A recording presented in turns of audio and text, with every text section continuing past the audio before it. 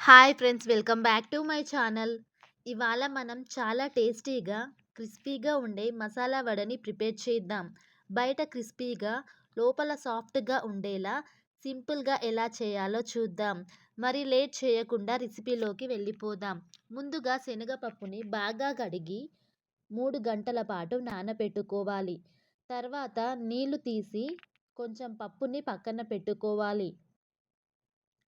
ఇప్పుడు మిగిలిన పప్పుని మిక్సీలో వేసుకొని వెల్లుల్లి, అల్లం, జీలకర్ర, పచ్చిమిర్చి వేసి మెత్తగా కాకుండా బరకగా గ్రైండ్ చేసుకోవాలి.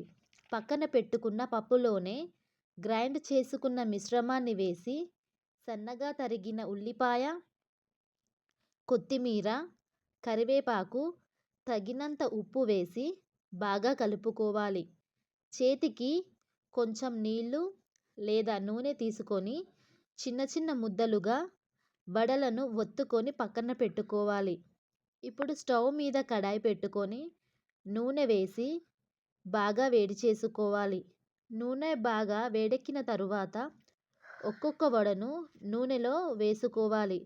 వడలను మీడియం ఫ్లేమ్ మీద నెమ్మదిగా వేయించుకోవాలి.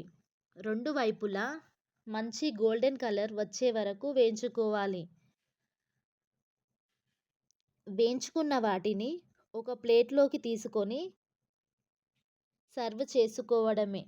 సో ఫ్రెండ్స్, మన crispy and tasty masala vada ready అయిపోయింది. మీరు కూడా ఇంట్లో ఈ రెసిపీని తప్పకుండా ట్రై చేయండి. మీ ఫ్రెండ్స్ అండ్ ఫ్యామిలీతో షేర్ చేయండి.